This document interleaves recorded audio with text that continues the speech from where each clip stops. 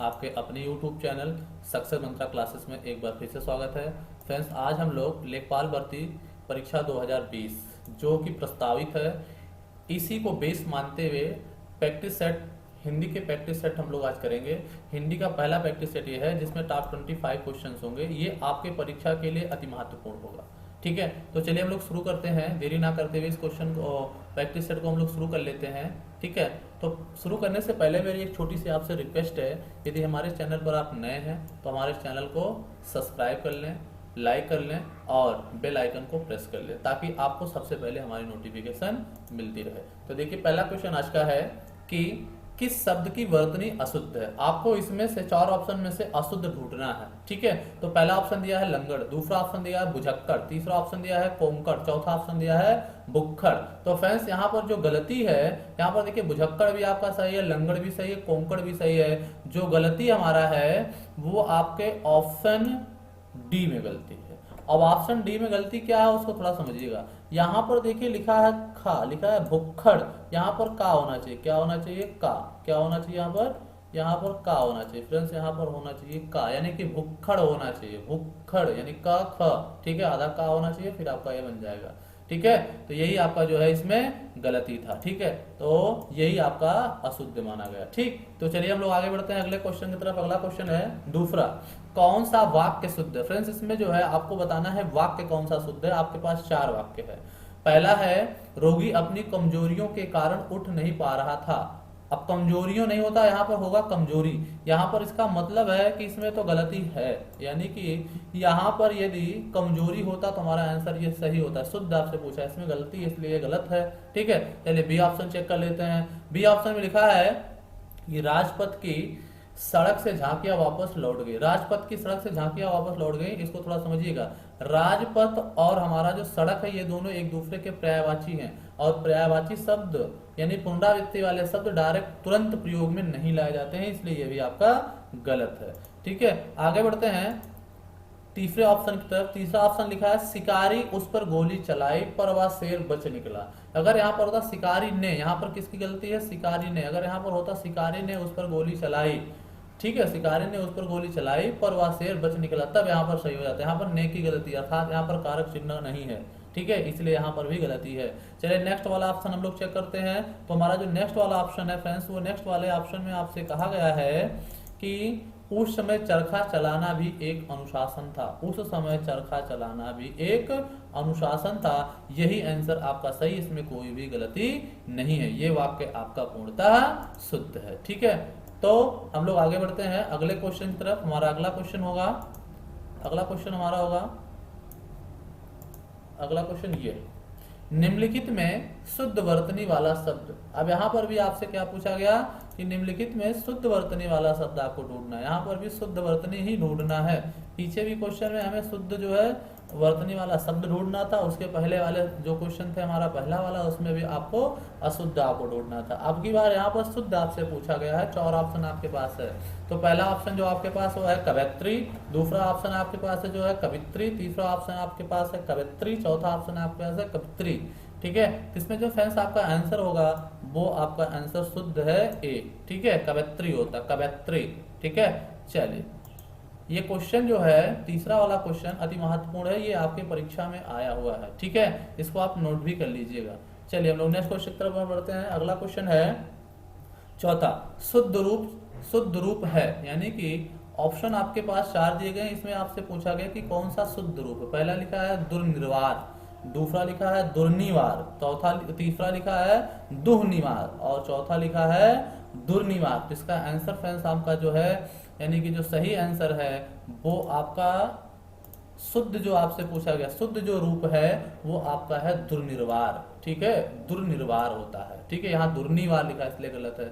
यहाँ पर देखिए पूरे रा का प्रयोग कर दिया इसलिए गलत है। यहाँ पर रा को हटाकर विसर्ग का प्रयोग कर दिया इसलिए गलत है। तो आंसर हमारा कौन सा होगा इसमें, डी, दुर्निर्वार, दुर्निर्वार। ठीक है, तो चलिए हम लोग अगले क्वेश्चन की तरफ बढ़ेंगे। अगला क्वेश्चन हमारा है ये, अगला क्वेश्चन ये, अगला क्वेश्चन दिया गया है ऊंटों का डॉट डॉट डॉट। यहाँ पर आपको कुछ लाइनें दिखाई दे रही होंगी डॉट डॉट डॉट डॉट की, यहाँ पर आपको भरना है, इसे पूरा करना है। ऊंटों का जा रहा है, वाक्य में रिक्त स्थान की पूर्ति उपयुक्त शुद्ध शब्द से कीजिए, यानी कि एक ऐसा शब्द यहाँ पर प्रयोग करना है कि हमारा वाक्य पूर्णतः शुद्ध हो जाए। यहाँ पर लिखा है कारवा, कारवा अगर हम भरकर एक बार पढ़ के देख लेते हैं, ऊंट का कारवा जा रहा, नहीं कारवा नहीं होगा, गलत हो जाएगा। नेक्स्ट हम देखेंगे दूसरा लिखा है जत्था, जत्था भी गलत होगा। यहाँ पर आपका चौथा ऑप्शन दिया बेड़ा, ये भी गलत है। यहाँ पर तीसरा ऑप्शन जो आपको दिखाई दे रहा है काफिला, है ना, काफिला मीन्स जानते हैं ऊँटों का काफिला जा रहा है, बहुत सारे ऊँट इकट्ठा जा रहे होते हैं तो उन्हें बोलते हैं ऊँटों का काफिला जा रहा है, या बहुत सारे लोग इकट्ठा होकर किसी तरफ जा रहे होते हैं, वहां भी बोला जाता है लोगों का काफिला जा रहा है। ठीक है, नेता को आपने देखा उनका एक काफिला जाता है। क्लियर, तो चलिए हम लोग आगे बढ़ते हैं इस क्वेश्चन से। यहाँ पर बनना में क्या भैया, काफिला बनना, क्या बनना है, काफिला। ठीक है, इसका आंसर हमारा हो जाएगा काफिला। चलिए नेक्स्ट क्वेश्चन की तरफ बढ़ते हैं। हमारा नेक्स्ट क्वेश्चन है ये 6वां क्वेश्चन है कि खाद्य सामग्री जो यात्रा के समय रास्ते में उपयोग के लिए दी जाती है, यानी कि जब हम रास्ते में किसी यात्रा पर जाते हैं उस समय जो हम खाद्य सामग्री ले जाते हैं उसे हम किस नाम से जानते हैं। स्वाल्पाहार ये गलत है, पथ्य गलत है, उपाहार गलत। इसमें आंसर जो फ्रेंड्स आपका है वो आंसर आपका सी है।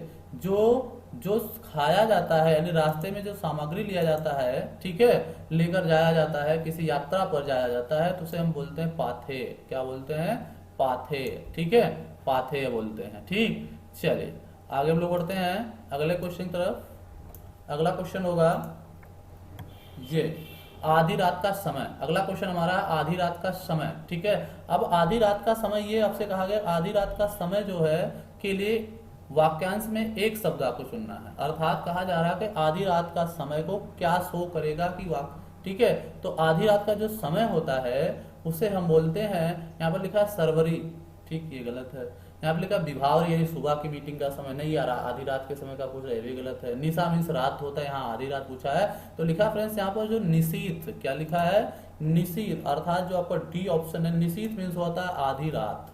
ठीक है, सरवरी मीन्स होता है सवेरा, और विभावरी मीन्स भी होता है सुबह की मीटिंग का जब 4 बजे का समय होता है तो विभावरी होता है। ठीक है, और ये जो निशा होता है ये रात को कहते हैं, पूरी रात को। ठीक है, और जो निशीत होता है वो आधी रात को शो करता है। तो यहाँ पर आपसे पूछा गया था कि आधी रात का समय, आधी रात का समय जो है वो किसको जो इंगित करेगा, तो निशीत को इंगित करेगा। ठीक है, तो यहाँ पर ऑप्शन आपको कौन सा सही होगा, डी ऑप्शन। चलिए अब नेक्स्ट क्वेश्चन की तरफ बढ़ते हैं। अगला क्वेश्चन रंगमंच लिखा है ना, रंगमंच के पर्दे के पीछे का स्थान क्या होता है। आपने देखा होगा कि जो नाटक वगैरह होता है उसके पर्दे के जो पीछे लोग रहते हैं, पर्दे के पीछे का जो प्लेस होता है, स्थान होता है, उसे हम क्या बोलते हैं, तो उसे बोलते हैं, ऑप्शन है पहला है पृष्ठभूमि, गलत। दूसरा है मंच पृष्ठ, तीसरा गलत है। और चौथा ऑप्शन लिखा है गुहा मंच। इसमें जो ऑप्शन आपका बी है नेपथ्य होता है। ठीक है, क्या होता है इसमें, नेपथ्य होता है। इसका ऑप्शन आपका आंसर जो हो जाएगा वो नेपथ्य हो जाएगा, बी ऑप्शन, नेपथ्य। याद रखिए, रंगमंच के पर्दे के पीछे का जो स्थान होता है उसे हम नेपथ्य कहते हैं। क्या कहते हैं, नेपथ्य कहते हैं। चलिए अगले क्वेश्चन की तरफ हम लोग बढ़ेंगे। अगला क्वेश्चन है हमारा, अगला क्वेश्चन है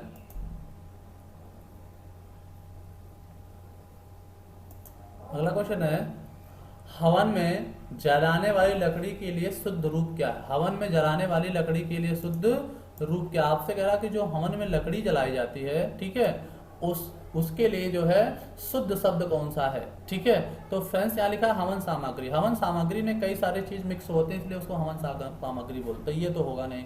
यहाँ पर लकड़ी के बारे में बात किया, वन कास्ट तो होगा नहीं। वन में बहुत सारे प्रकार की लकड़ियां होती है, लेकिन उसे कास्ट मीन्स होता है लकड़ी, लेकिन हम कह नहीं सकते है ना। लिखा है शुष्क कास्ट, शुष्क मीन्स सूखी लकड़ी, लेकिन सभी जो है सूखी लकड़ियां जो है हवन में नहीं प्रयोग की जाती हैं। उसमें शुद्ध वाला पूछा है, तो इसमें जो आंसर आपका होगा वो होगा आपका समिधा।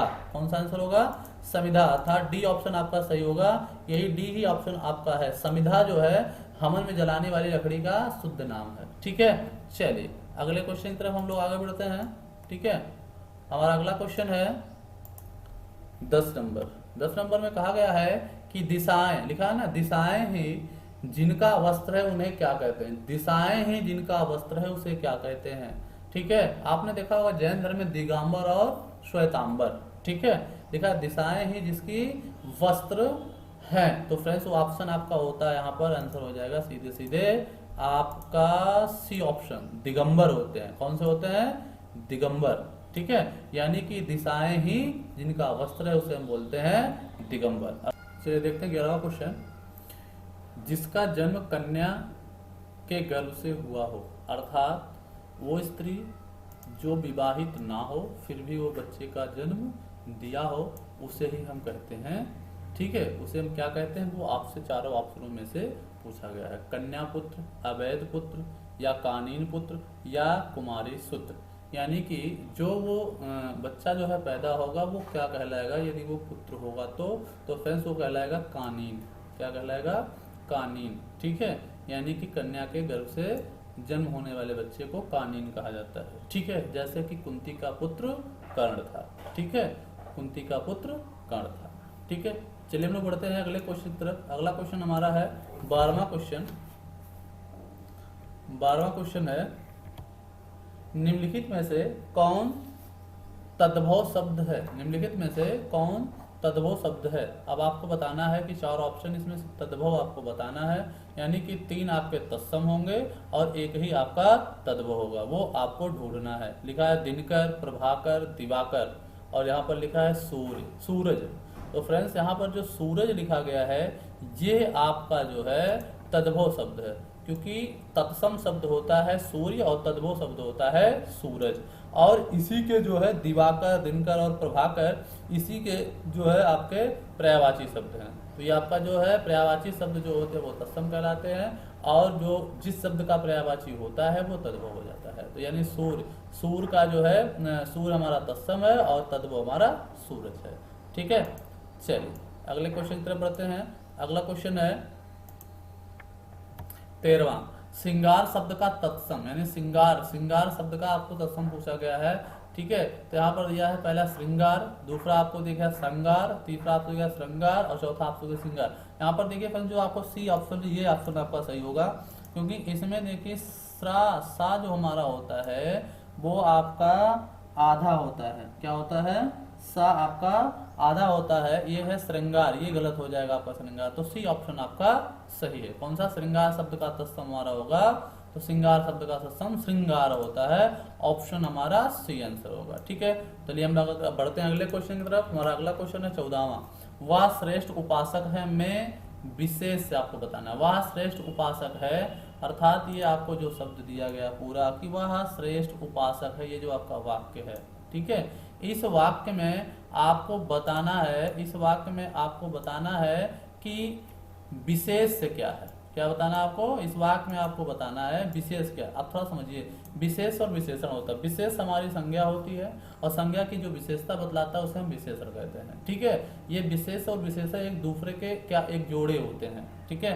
तो आपसे संज्ञा पूछा गया कि इसमें जो है संज्ञा क्या है, इसमें संज्ञा क्या है। अब वह क्या है, वह तो आपका सर्वनाम है। श्रेष्ठ क्या है, श्रेष्ठ, श्रेष्ठ शब्द आपका क्या है, तो फ्रेंड जो हमारा श्रेष्ठ शब्द है वो आपका जो है विशेषण, सॉरी हाँ विशेषण है। और जो ये उपासक शब्द आपको दिखाई दे रहा है इसमें उपासक, ठीक है, यही उपासक शब्द ही आपका जो है संज्ञा है। क्या है, उपासक आपका संज्ञा है, ठीक है। श्रेष्ठ आपका विशेषण है, वह भी आपका जो है सर्वनाम है। तो बचा कौन सा, उपासक। उपासक आपका क्या है, ये संज्ञा, और है क्या है, ये आपका समय को शो करता है, अर्थात ये जो है सहायक क्रिया है। क्या है, सहायक क्रिया है। चलिए बढ़ते हैं हम लोग अगले क्वेश्चन की तरफ। अगला क्वेश्चन है 15वां क्वेश्चन है। अब 15वां क्वेश्चन में पढ़िए, लिखा भले और महान लोग उचित और संयमित व्यवहार करते हैं, उपयुक्त वाक्य में कितने विशेषण और विशेष्य का प्रयोग हुआ। अभी पिछले क्वेश्चन मैंने बताया कि ये दोनों एक दूसरे के साथ आते हैं, अर्थात ये दोनों जोड़े होते हैं। यहाँ पूछा गया है कि जो ऊपर आपको दिया गया वाक्य है इसमें कितने विशेषण है और कितने विशेष शब्द हैं, उसका प्रयोग आपको जो है ढूंढना है, ठीक है। यहाँ पर देखिए भले, भले भी आपका फ्रेंड्स आपका क्या है, एक विशेषण है, एक विशेषण हो गया। महान शब्द भी आपका एक विशेषण है, ये भी है। उचित शब्द आपका एक विशेषण है। यहाँ पर लिखा है सैम्य, सैम्य शब्द भी आपका विशेषण है, ठीक है। अब यहाँ पर आपसे पूछा क्या उसने कि विशेषण कितने थे, तो आपके विशेषण 1 2 3 4, 4 विशेषण हो गए। पहले तो देखिए इसमें 4 विशेषण वाला कहाँ है, देखो 2 विशेषण गलत, 3 विशेषण गलत, 4 विशेषण यहाँ पर, 4 विशेषण यहाँ पर। अब हमको क्या ढूंढ लेना है, विशेष ढूंढ लेना है। विशेष मीन संज्ञा, क्या ढूंढना हमको, संज्ञा शब्द ढूंढ लेना, और संज्ञा शब्द मिल गया तो हमारा आंसर आ जाएगा। यहाँ पर देखिए फ्रेंड्स जो लोग है, लोग को हम संज्ञा के नाम से डिनोट करते हैं, ये संज्ञा है लोग। और यहाँ पर लिखा है व्यवहार, व्यवहार भी हमारा संज्ञा है, अर्थात जो है आपका लोग और ये व्यवहार, ये दोनों आपके संज्ञा है, अर्थात 2 संज्ञा और 4 विशेषण का प्रयोग इस वाक्य में किया गया। तो आंसर आपका कौन सा होगा? D option. कौन सा आंसर इसमें जाएगा? D option. चलिए हम बढ़ते हैं अगले क्वेश्चन की तरफ। हमारा अगला क्वेश्चन होगा 16वां क्वेश्चन होगा हमारा अगला। निम्नलिखित में कौन शब्द विशेषण नहीं है? कौन शब्द विशेषण नहीं है? ठीक है, यहाँ पर देखिए लिखा है उत्कृष्ट। उत्कृष्ट शब्द भी आपका क्या है? एक विशेषण है। ठीक है, यहाँ पर लिखा है निकृष्ट। निकृष्ट शब्द भी आपका विशेषण है। यहाँ पर लिखा है दृष्ट, ये भी आपका विशेषण है। ये आपको जो ऑप्शन में दिया गया डी जो हमारा है विषाद है, ये आपका संज्ञा है। कौन सी संज्ञा? अगर संज्ञा के बारे में बात करें तो ये भाववाचक संज्ञा है, विषाद, दुख जिसे बोलते हैं। ठीक है, यहाँ पर आपसे क्या क्या विशेषण नहीं अर्थात संज्ञा है आपका कौन सा? विषाद। तो आंसर हमारा कौन सा होगा? D option. कौन सा आंसर? D option. ठीक, चलिए बढ़ते हैं हम लोग अगले क्वेश्चन की तरफ। हमारा अगला क्वेश्चन होगा 17वां क्वेश्चन। 17वां क्वेश्चन ये है आपका, निम्नलिखित शब्दों में से जो शब्द विशेषण नहीं है उसका उल्लेख कीजिए। अर्थात आपसे कहा है कि ये जो आपके पास 4 शब्द दिए गए हैं, अर्थात जो आपके पास 4 ऑप्शन में 4 शब्द दिए गए हैं, ठीक है, उसमें विशेषण नहीं होना चाहिए, यानी कि विशेषण ना हो, बल्कि अन्य, जैसे पिछला क्वेश्चन आपका था उसमें भी विशेषण नहीं ढूंढना था आपको। ठीक है, तो चलिए इसमें हमें ढूंढना है। ठीक, यहाँ पर लिखा है सज्जन, फिर लिखा है सुकुमार, फिर यहाँ लिखा है दुर्जन, फिर यहाँ पर लिखा है मानस। ठीक है, तो यहाँ पर देखिए सज्जन भी हमारा विशेषण है, सज्जन भी हमारा विशेषण है, दुर्जन भी हमारा विशेषण है, सुकुमार भी हमारा विशेषण है। यहाँ पर फ्रेंड जो मानस शब्द आपका लिखा गया है, यही मानस शब्द ही आपका जो है संज्ञा है। क्या है ये? मानस शब्द संज्ञा है। मानस शब्द संज्ञा, यहाँ पर विशेषण आपसे नहीं पूछा गया, तो आंसर आपका क्या हो जाएगा? डी। कौन सा आंसर हो जाएगा? डी। चलिए हम लोग बढ़ते हैं अगले क्वेश्चन की तरफ। अगला क्वेश्चन हमारा है 18वां। लिखा 18वां क्वेश्चन, जीव का पर्याय, यानी कि जीव का पर्यायवाची शब्द आपको ढूंढना। क्या ढूंढना आपको? जीव का पर्यायवाची शब्द आपको ढूंढना। ऑप्शन आपके पास पहला है वचन, ऑप्शन दूसरा आपके पास है रसना, ऑप्शन तीसरा आपका ध्वनि, ऑप्शन चौथा आपके पास है जीव। तो फ्रेंड्स का जो आंसर है वो आपका है बी। रसना जो है जीव का पर्यायवाची होता है। रसना जो हमारा होता है वो जीव का पर्यायवाची होता है। ठीक है, चलिए बढ़ते हैं हम लोग अगले क्वेश्चन की तरफ। 18 क्वेश्चन हो चुका है, 19वें क्वेश्चन की तरफ बढ़ते हैं। तो हमारा 19वां क्वेश्चन ये रहा।